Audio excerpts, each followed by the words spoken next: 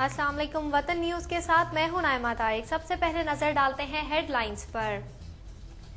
پاک افغان ایران سے فریقی مذاکرات، رہنماؤں کی مشترکہ پریس کانفرنس۔ وفاقی حکومت نے ڈرگ ریگولیٹری اتھارٹی قائم کر دی۔ شام کے خلاف اقوام متحدہ کی قرارداد منظور۔ ملائیشین کمپنیاں پاکستان میں سرمایہ کاری کرنے کی خواہش مند۔ یورپی یونین پیکج سے پاکستان کی برآمدات میں اضافہ۔ اور ملک بھر میں موسم سرد، بلوچستان اور بالائی علاقوں میں برف باری اور بارش کا امکان۔ اور اب خبروں کی تفصیل۔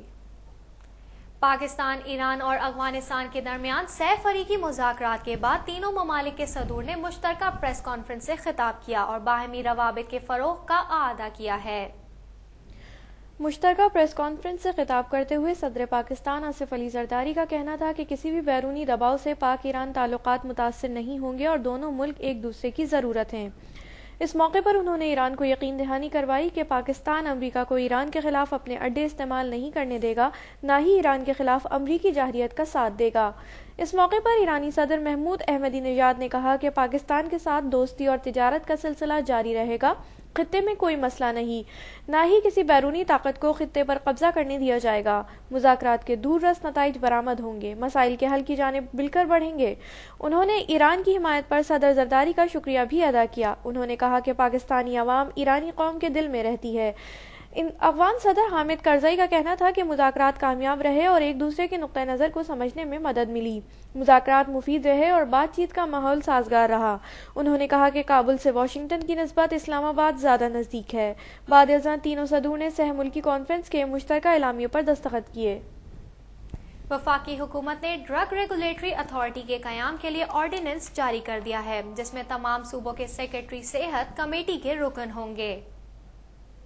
اتھارٹی 13 ارکان پر مشتمل ہوگی اور ڈرگ قوانین پر عمل درآمد کروانے کی پابند ہوگی۔ آرڈیننس کے مطابق اتھارٹی کا سربراہ چیف ایگزیکٹو کہلائے گا۔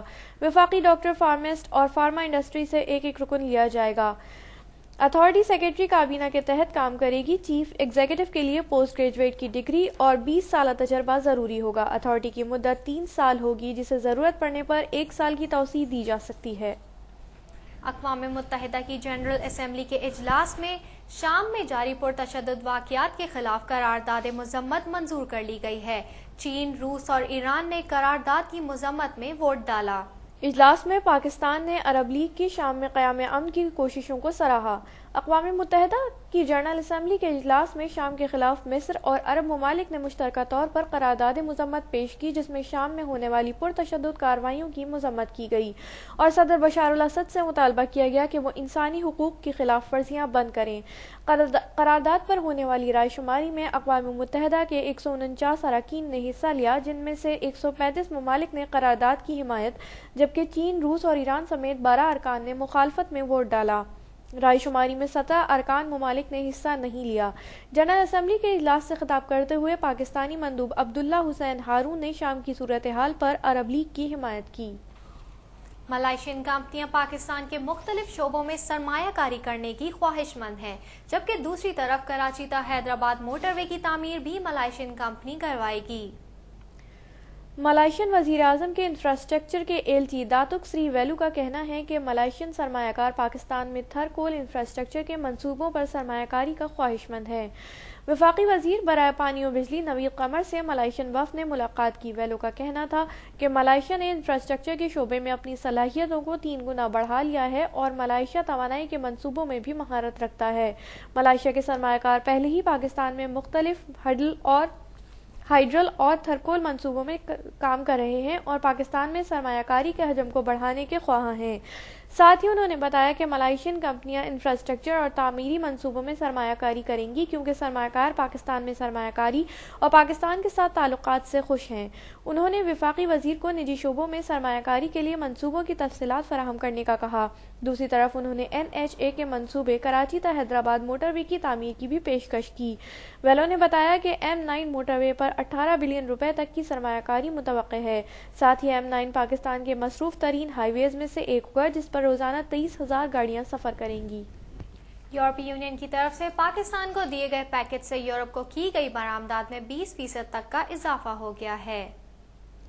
यूरोपीय यूनियन से किए गए मुआहदे के मुताबिक पाकिस्तान को 40 करोड़ यूरो की इजाफी बरामदात का मौका मिलेगा। इससे पाकिस्तान के सनतकारों को अपनी मसनूआत बैनुल-अक़वामी मेयार के मुताबिक तैयार करने का मौका मिलेगा। एक रिपोर्ट के मुताबिक दहशतगर्दी के खिलाफ जंग में पाकिस्तान का 70 अरब डॉलर से ज़ायद का नुकसान हुआ है।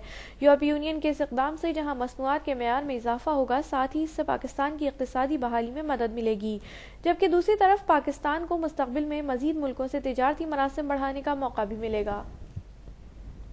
मुल्क के बेशतर हिस्सों में मौसम सर्द और खुश्क है, ताहम आज बलूचिस्तान और बालाई इलाकों में बारिश और पहाड़ों पर बर्फबारी का इम्कान है।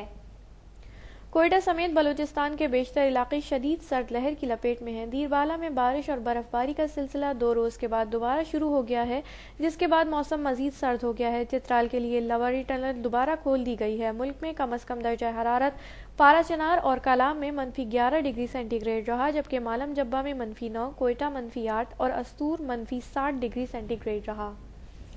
ये थी अब तक की खबरें। मजीद अपडेट्स के लिए देखते रहिए वतन टीवी।